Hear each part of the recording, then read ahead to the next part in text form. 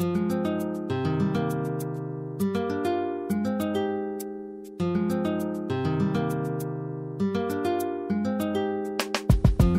you're about to experience is one man's quest to see beyond the tumultuous period we're in and to envision what lies just beyond our grasp, yet well within our reach. Welcome to Larry Rifkin's America Trends, where the future has arrived, and it's just in time.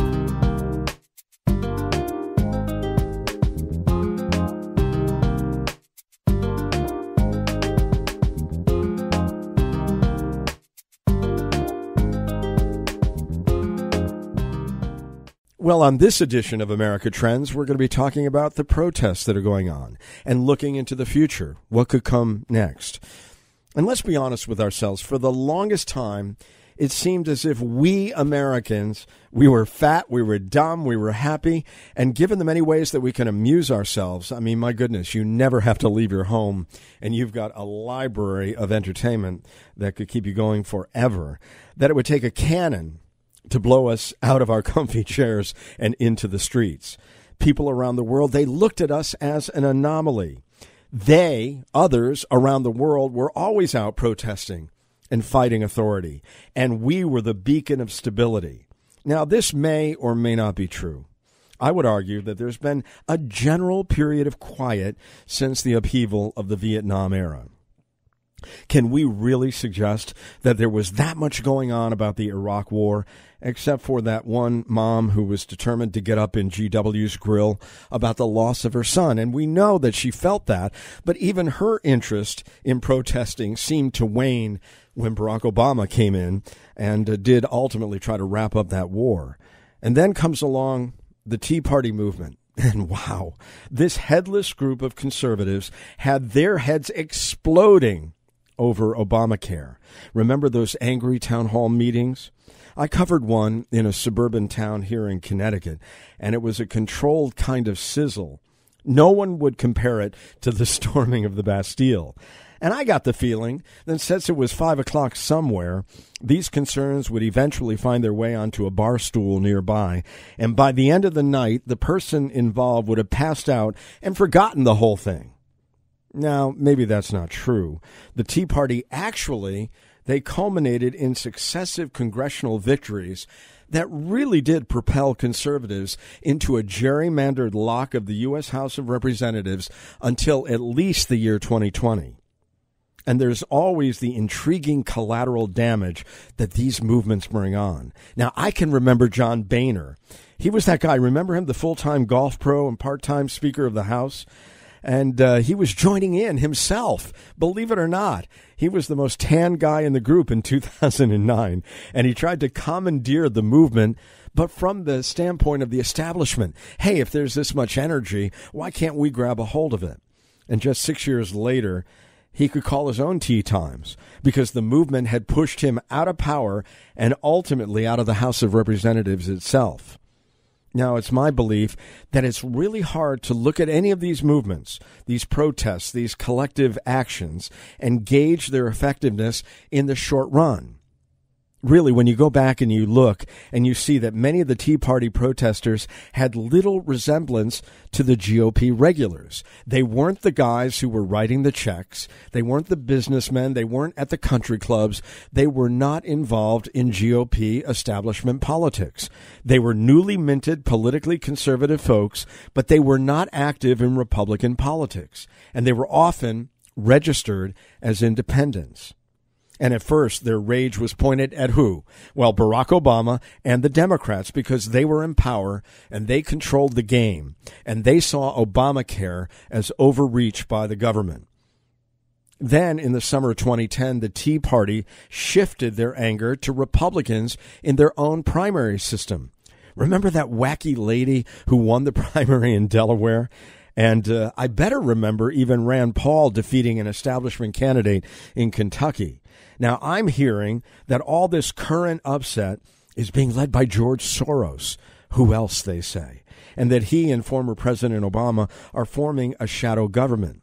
Well, if you go back and you'll see that the Koch brothers, they funded Americans for Prosperity, and they took over the Tea Party movement, challenging these incumbents up and down the line. And think about this. That was the fuel for the unbelievable primary campaign for president on the GOP side just last year. And you know who emerged from that. So you have to take the long view. Thus, what's going on today has got to suggest a trend, and that's why we're looking at it on our podcast. If the line from the Tea Party upset was unbroken to the presidency of Donald Trump, that was a 7-year progression. But this didn't just affect the Republicans. I mean, who couldn't see that Occupy Wall Street paved the way for an insurgency that led to Bernie Sanders, a party irregular and an avowed socialist, almost getting the Democratic nomination, barring the arcane superdelegate rules of the party? He might have done that. So there are a number of questions we likely will not get answers to for some time about the current wave of American insurrection. Can the disparate groups protesting put aside their specific complaints? So whether it's somebody who's there for immigrant rights or labor issues of another sort, or those who are there for women's rights and feel that this president will not represent them well, can they come together as a true political movement? Or will they fracture to a point where no meaningful impact is going to be felt from all of this? Will the concerns be able to keep up with the pace of change that Donald Trump is intent on making in this dizzying early tenure? Will it be more effective to focus on the actual policies, what he's proposing, or his style, and try to paint him as just plain nuts, and that his true danger lies in his quirky, some may say unhinged approach to governing? And can the Democratic Party, caught up in its own philosophical struggle to define itself, capitalize on the energy of the protesters? Is this a new Tea Party that will begin to show its strength in the 2018 midterms, or is it a flash in the pan that is going to be run over by Donald Trump having an administration that ultimately gets itself organized and surprises many with success in galvanizing his own coalition? Well, I don't know the answers to this. That's why there are going to be trends that are going to begin to emerge out of all of this. One thing is for certain. It's hard to imagine that America goes back to sleep with Mr. Trump as watchman over the keys to the kingdom. I think we're in for a lot of traffic jams for the foreseeable future. Now, there are protests, and we've seen many of them already. There are days of action, and the day that we are taping this podcast is a day when immigrants are saying that they are going to make it felt, their impact on our society, by not going to work and not going to school. And, of course, there are even general strikes that are being imagined. And really, with a country that has seen approval ratings for major institutions crumbling, 9% approval for Congress, and the president and the media not holding majority approval, how can waking up all these institutions to their constitutional obligations, really, when you think about it, how can that be a bad thing? Of course, as long as it doesn't all turn violent and the center can hold while the fringes agitate, this may well be the wake-up call that our country needs. Things haven't been going too well over the last couple of years. How else do you explain the current occupancy of one Donald J. at 1600 Pennsylvania? And let's hope that this level of anger at his 4-year stay at the latest Trump property is something he won't use as a reason to try to sweep aside the conventions of our unique system of self-governance. There is the possibility of overreach by both sides. He by misunderestimating the co-equal branches of our government, and the protesters not letting the alt-right people like Milo recently at Berkeley, not letting their views be heard. And if their views are as detestable as many believe, let's hear them and reject them. So where does this movement go from here? Well, one thing is certain. It's not going away anytime soon. So far, you've seen rallies, marches, and protests. And on the horizon, again, try this one on. This would be amazing if it happens. A general strike. Now, make no mistake, a general strike is not just another set of hoofs on the street. This can include workers in the private and the public sectors, students, women. I mean, this can get really scary. Imagine the police or fire or prison guards, or the military deciding that they're going to take a day off. Why do this? I mean, the aim is to demonstrate that the real show in America is about the economy. And if you can shut down commercial and industrial activity for a time, well, look out. I mean, all bets are off. We used to have a lot of these general strikes. We really did in America, but I think we're all a little bit too young to remember this. In the first half of the 20th century, they were often put down through some pretty, well, let's say harsh measures. If you go back, and I'd encourage you to look up things like the Battle of Blair Mountain, or the West Coast waterfront strike, or the Ludlow massacre.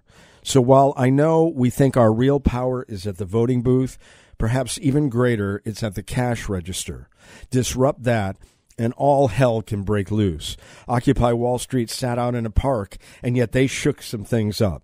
If people rebel against the power that government and corporations have over their lives by ceasing to go along, who knows what happens if it's sustained.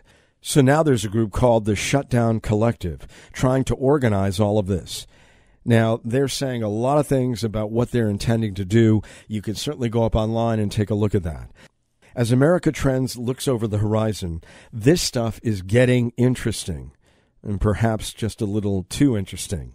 Outrage can be a blinding emotion, so let's try to keep it in check and let the better ideas win. If you are planning to protest, here's some advice from Dr. Joe Alton, a disaster preparedness expert who himself protested a bit during the Vietnam era. And Dr. Alton, do you want to tell us a little bit about your experiences on the front lines? Well, I'll tell you, in the 1970s, now that was a long time ago, I was at the University of Florida where we had a number of protests against the Vietnam War. Most of them, I was just walking to class while I walked smack dab into them. But other times, indeed, I did want to show my solidarity with some of the folks there. It was a different time, and of course, people change over time.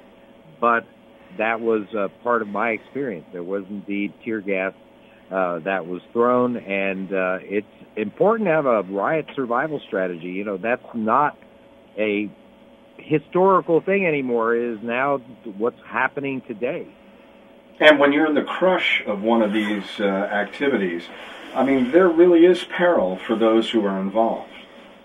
Oh, absolutely. You know that we wind up seeing more and more violent protests, especially in just the last few weeks than we have in quite a while. Of course, the changes in the government have brought some of that to light, but the truth of the matter is that you may find yourself, without necessarily wanting to be, in the midst of a violent protest. And there are some things that you should do to stay safe. So we are not talking here about whether somebody should or should not protest. What we're talking about is the fact that if you're in this conflagration and in this group of individuals who are protesting, and you might find your way there purposely, you may find your way there accidentally, that you've got to have some strategies in place to address this, to make certain that you are safe throughout.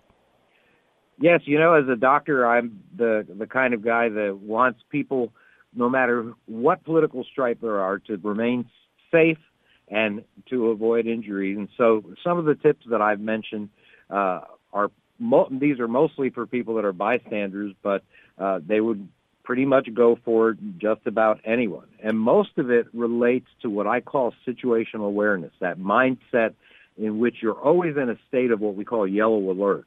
And yellow alert simply means being aware of your surroundings and the people around you, and noticing when people are starting to behave strangely. That's your cue to hit the road, Jack. Okay, so you may think that you're there for a peaceful purpose, and you have a message, and you have some legitimate concerns, and of course this right to come together in our country is long-standing and constitutional, but at the same time, things can get out of hand. Now, you always tell us that we need to map out where we are mentally, routes of escape, and lots of people are told to do this at a hotel, or now we're talking about school safety and making certain that kids can get out of a difficult situation. God forbid that occurs within their own school setting. You're saying it's no different in one of these peaceful protests, or what starts out to be that. Truthfully, if we could instill a culture of situational awareness in everyone in this country, we would wind up having a lot less injuries and deaths that would be avoidable for people winding up entering a situation where there's a natural disaster or a man-made disaster like a violent protest. So, yes, absolutely. You also suggest that we are in places often when we're protesting that may be foreign to us. We really don't know where we are. We've been dropped off by a bus, or we've been with another group. We need to understand the geography of the area, and where we put ourselves in the midst of all that, you say, is very important. Absolutely. You know, when there is a crowd, it's very important to stay on the fringes. If you see some of the events that have occurred, the violent events, the terror events that have occurred, the people that were in the midst of the crowd, for example, in Nice or in Paris, are people that wound up having a much higher chance of being a casualty. If you stay on the fringes and don't get caught in the masses of people that are surging away or towards the violence, then your chances of staying safe are much, much higher. If you let the crowd decide your movements, then you are in big trouble, and you can't use your own good judgment to get out of the way of violence. This is Dr. Joe Alton. He's a disaster preparedness expert and an author, and we can certainly talk about the book that he has authored. But you tell us something really interesting in some of the materials that you provided, and that is that you should have a bandana handy. Now, why is that? Oh, you know that is an essential survival supply. I write about medicine in survival settings, a member of the Wilderness Medical Society, and do a lot of backcountry hiking. So a bandana is useful for a lot of purposes, but from a protest standpoint, a bandana soaked with perhaps some lemon juice would probably be a useful item to have. It will help block a little of the gases from tear gas or pepper spray, and would make it a little more difficult to be overcome by those types of chemicals. Now, the important thing is to make sure you don't have a black bandana. Now we have black blocks, what they call black blocks, going around, people that are dressed entirely in black with black bandanas or black masks or even black motorcycle helmets. And these guys attract particular attention because they're the most violent, usually a number of anarchists that are together just specifically to cause damage. I would stay away from these folks. Can you tell when you get to one of these situations, you're going there for all the right reasons, you have a beef, you have a gripe, but you really don't want to take it to the extremes, and you certainly don't want to be in a violent confrontation. How do you know that perhaps something that you're a part of is going awry?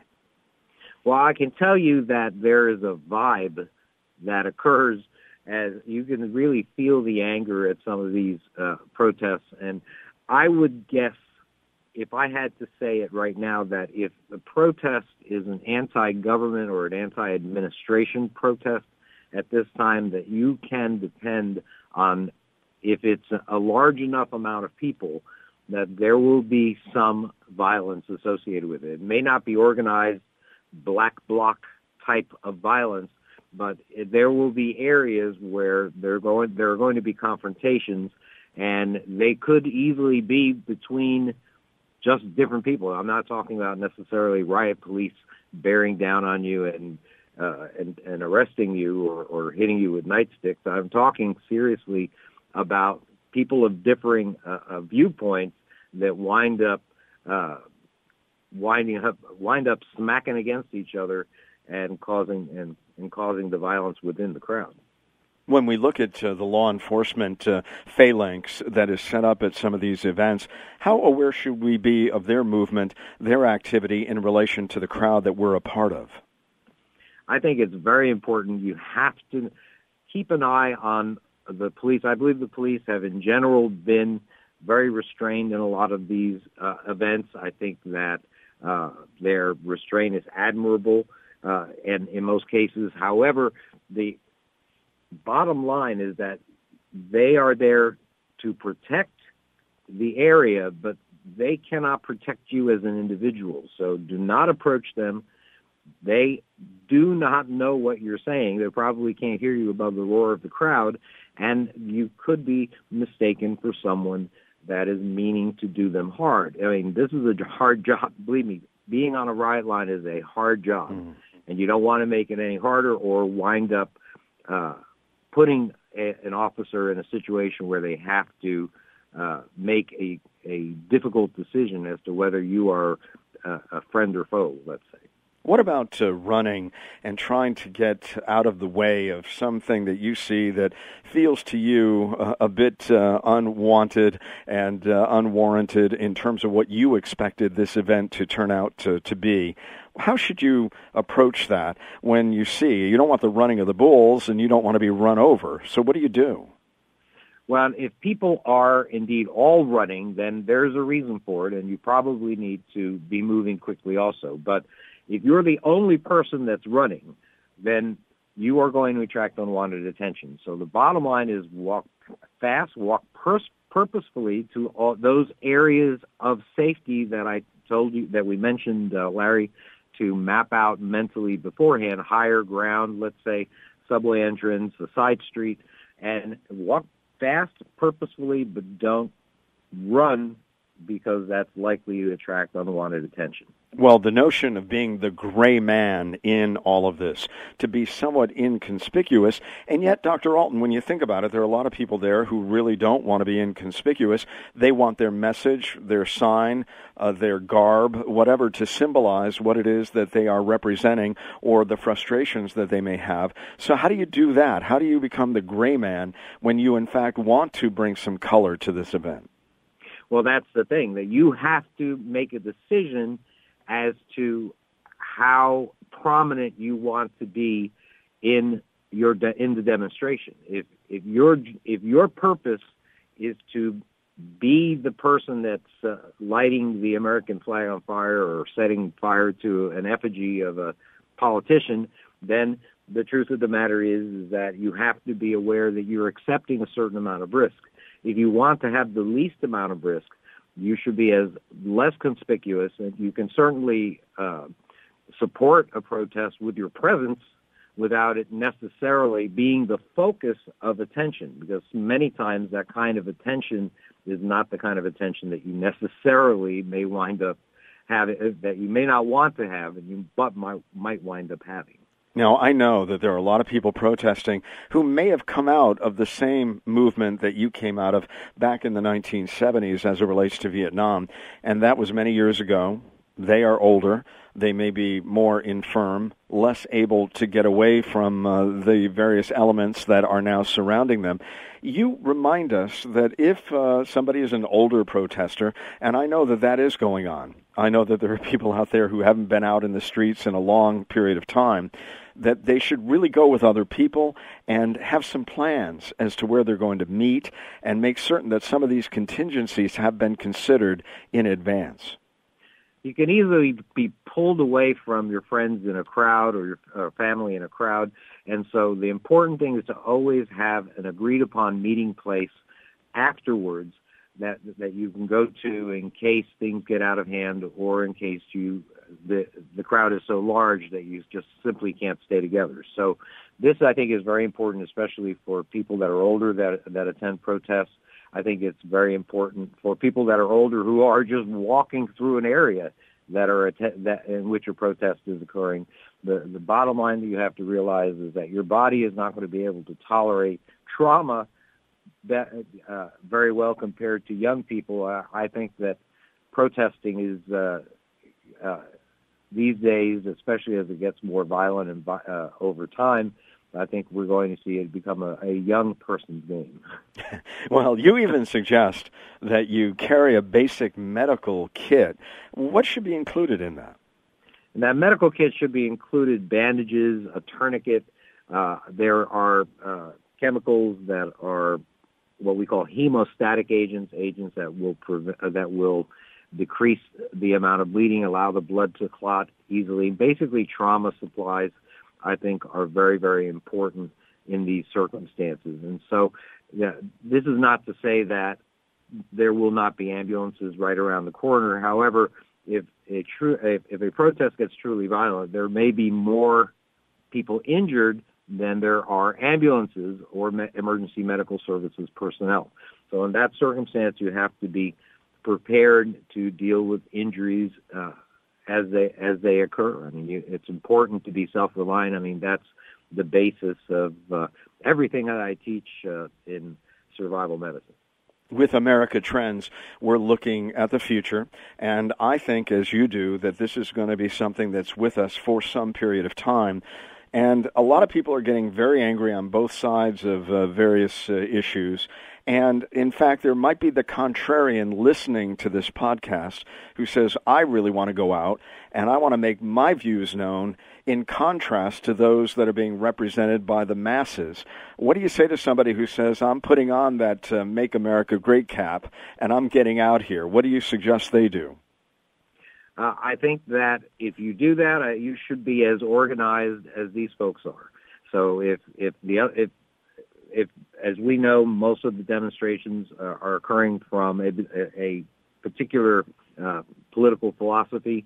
Those things, if you're going to be on the opposite political philosophy, you have to realize that you are not in a safe space. And at Berkeley, women were pepper sprayed, men were beaten in the aftermath, and that were simply had either a Make America Great Again hat or just simply discussing their viewpoint. I mean, truly free speech seems to be acquiring a different definition these days. When you talk about situational awareness, many of the tips and ideas that you're giving us are very important, not only for this kind of organized dissent, but also for people who are going into common spaces these days, because the other worry, and of course, in relation to the immigration ban or whatever we might want to call it, the notion that there are people out to do us harm and they're looking for these easy targets. People should take some of the advice that you're giving today in this context and apply it to other contexts. Well, I think so, just in everyday life. If you had, for example, a Trump bumper sticker on your car, I think it's an open invitation to getting the car keyed. I think that our espousing our political viewpoints these days comes at a risk. You have to remember that we have a significant percentage of the country that feels one way and a significant percentage of the country that feels the opposite way. They are not liking each other lately, and the feelings are becoming more and more sharp and more pointed as time goes on. And of course, over time, it wouldn't surprise me if we see more injuries occur at demonstrations these days. Dr. Joe Alton is with us on America Trends. And Doctor, you have not only your book, the Survival Medicine Handbook, the Essential Guide when medical help is not on the way, but you also have your own podcast, the Doom and Bloom Survival Medicine Hour. Tell us a little bit about that. Yes, we have a podcast that is essentially a proponent of medical preparedness for just about any situation. We talk about disasters, we talk about epidemics, for example, Zika virus, Ebola virus back in 2014. We talk about what you can do as an individual if you find yourself, for one reason or another, as the end of the line with regards to your family's safety in times of trouble. We've seen it in the natural disasters like Hurricane Katrina. We've seen it at terror events, active shooter events like San Bernardino and Orlando. And there are things that you can do that would improve your chances of keeping yourself and your family safe if you just pay attention to them, get some basic medical supplies, and learn some basic techniques. And that's what we try to teach in our lectures and our podcast. I've always said that there's nothing in America like excess in terms of success, that oftentimes we take something and we take it to the extreme. And there are a lot of people out there who might take that advice and take it beyond to prepping and getting ready for a conflagration of some sort. How do you tell people that you need to take common sense measures without getting them so worked up that they go to places that you would never have imagined your advice would lead them to?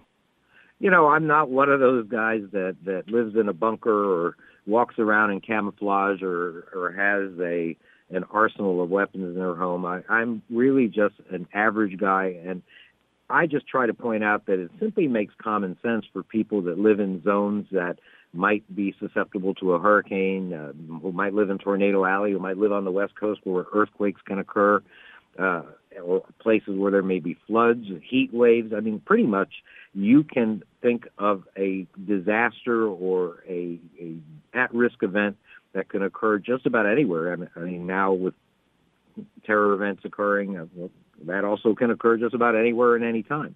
So it only makes common sense, I tell people, to have some basic knowledge and to have some basic supplies. And you know what that does? It empowers you and it gives you confidence that you're going to be able to keep your family safe in times of trouble. It's essentially learning these things and having some supplies, medical supplies, is just a type of insurance. I mean, you have car insurance, but you don't want to have an accident. You have life insurance. You don't want to die. You have health insurance. You don't want to get sick.